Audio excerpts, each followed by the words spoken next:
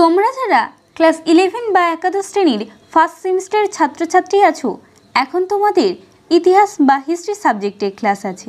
আজকের ক্লাসে আমি তোমাদের ইতিহাসের এই প্রথম অধ্যায় থেকে খুবই গুরুত্বপূর্ণ 25টি এমসিকিউ প্রশ্ন উত্তর নিয়ে আলোচনা করব। প্রশ্নগুলি খুবই গুরুত্বপূর্ণ তোমাদের পরীক্ষার জন্য।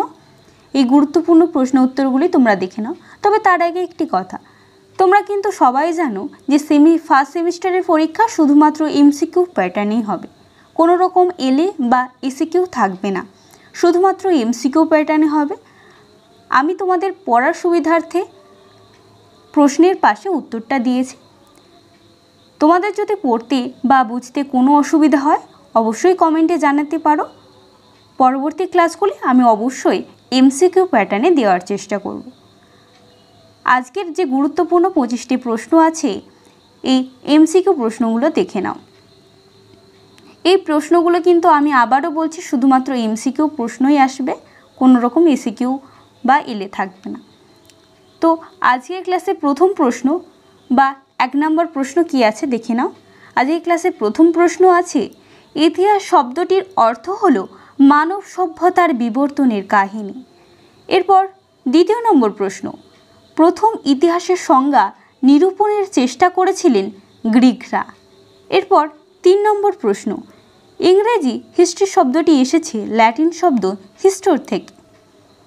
এরপর 4 নম্বর প্রশ্ন, হিস্টোর শব্দের অর্থ হলো জ্ঞান। 5 নম্বর প্রশ্ন, ইংরেজি হিস্ট্রি শব্দটি এসেছে গ্রিক শব্দ হিস্টোরিয়া থেকে। একটু ভালোভাবে এগুলো মনে রাখার চেষ্টা করবে। এর পরবর্তী প্রশ্ন অর্থাৎ 6 নম্বর প্রশ্ন কি আছে দেখে নাও। 6 নম্বর প্রশ্ন, ইতিহাসের জনক বলা হয় হেরোডোটাসকে। খুবই গুরুত্বপূর্ণ প্রশ্ন। এরপর 7 নম্বর প্রশ্ন, হেরোডোটাসকে ইতিহাসের জনক বলেছেন কে? হেরোডোটাসকে ইতিহাসের জনক বলেছেন সিসেরো। তোমাদের এরকম 4টি অপশান থাকবে, তোমাদের যেটা সঠিক উত্তর সেটা লিখতে হবে। তোমরা এই হেরোডোটাসকে ইতিহাসের জনক বলা হয় তোমরা সকলেই জানো, তো অপশানে যেটা থাকবে তোমরা সেটা দেবে, সিসেরো। তোমরা সঠিক উত্তরটাই এভাবেই নির্বাচন করবে। এরপর 8 নম্বর প্রশ্ন, আধুনিক ইতিহাস তত্ত্বের জনক বলা হয় লিওপোল্ড ভন র্যাঙ্কে। তোমাদের শুধুমাত্র র্যাঙ্কেও থাকতে পারে, তবে আমি তোমাদের অনুরোধ করব যে পুরো নামটাই মনে রাখার চেষ্টা করবে, লিওপোল্ড ভন র্যাঙ্কে। এরপর 9 নম্বর প্রশ্ন, চীন দেশীয় ইতিহাসের জনক ছিলেন সিমা কিয়েন। এরপর 10 নম্বর প্রশ্ন, এরপর 10 নম্বর প্রশ্ন কি আছে দেখে নাও। ইতিহাস শব্দটি কিন্তু ইংরেজি হিস্ট্রির নিছক অনুবাদ নয়। ইতিহাস শব্দটি সুপ্রাচীন, সম্ভবত অথর্ববেদে শব্দটি আমাদের প্রথম নজরে আসে, এ কথা বলেছেন ডক্টর রণবীর চক্রবর্তী। এরপর 11 নম্বর প্রশ্ন, ইতিহাস হলো দর্শনের এক শাখা। ইতিহাস কি? দর্শনের এক শাখা। এ কথা কে বলেছেন বা উক্তিটি কার? এই কথা বলেছেন হেরোডোটাস। এরপর 12 নম্বর প্রশ্ন, history is the science of man in time. উক্তিটি কার? উক্তিটি হলো মার্ক ব্লক বা উক্তিটি করেছেন মার্ক ব্লক। এরপর 13 নম্বর প্রশ্ন, ইতিহাস হলো অতীত ও বর্তমানের মধ্যে অন্তর্নিহিত কথোপকথন।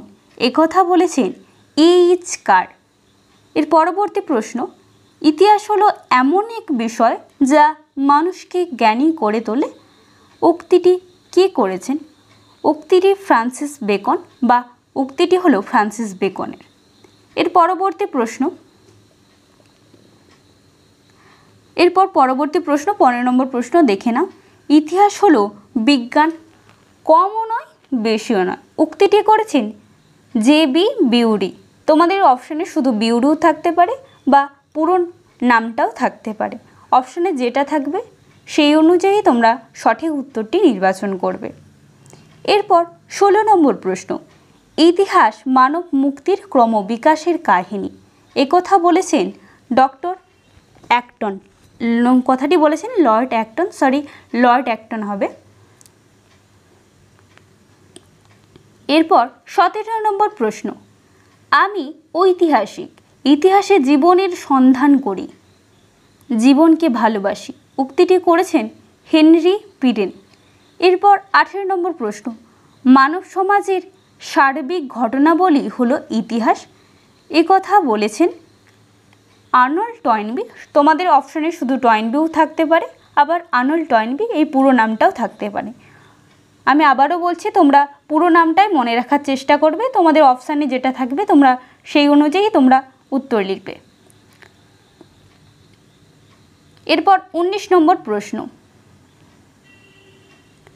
আজ পর্যন্ত মানব সমাজের ক্রমবিবর্তনের ইতিহাস হলো শ্রেণী সংগ্রামের ইতিহাস, উক্তিটি করেছেন কার্ল মার্কস। বা উক্তিটি কার, তোমাদের এইভাবেও প্রশ্নটি আসতে পারে, তো উক্তিটি হলো কার্ল মার্কসের। এরপর 20 নম্বর প্রশ্ন, বিবর্তনবাদের জনক ছিলেন ডারউইন। এরপর 21 নম্বর প্রশ্ন, প্রাক ইতিহাস শব্দটির অর্থ কী? প্রাক ইতিহাস শব্দটির অর্থ হলো যে সময় লিখিত বিবরণী ইতিহাস রচনার প্রধান উৎস ছিল না। এরপর 22 নম্বর প্রশ্ন, মানুষের ইতিহাস যতদিন নথিভুক্ত বা লিখিত হয়নি তাকে বলা হয় বা তাকে বলে প্রাগৈতিহাসিক যুগ। এরপর 23 নম্বর প্রশ্ন, কোন যুগকে সভ্যতার উষাকাল বলা হয়?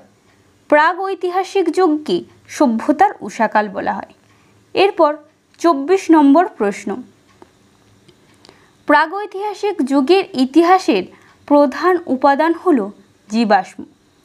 এরপর 25 নম্বর প্রশ্ন, 1833 খ্রিস্টাব্দে ফরাসি ভাষায় প্রাক ইতিহাস শব্দটি প্রথম ব্যবহার করেন পল তুর্নাল। এই ছিল আজকের ক্লাসে তোমাদের 25টি MCQ প্রশ্নের আলোচনা। ভালো লাগলে লাইক করো, শেয়ার করো বন্ধুদের, কারণ তারাও যাতে প্রশ্নগুলো লিখতে পারে, পড়তে পারে। অতি অবশ্যই ভালো লাগলে লাইক তো করবে, আর তার সাথে চ্যানেলে নতুন হয়ে থাকলে অবশ্যই চ্যানেলটি সাবস্ক্রাইব করে চ্যানেলের সদস্য হয়ে ওঠো। আর পরবর্তী ক্লাসে আমি তোমাদের আরও বেশ কিছু প্রশ্ন নিয়ে উপস্থিত হব। তবে আজকের ক্লাসটা এই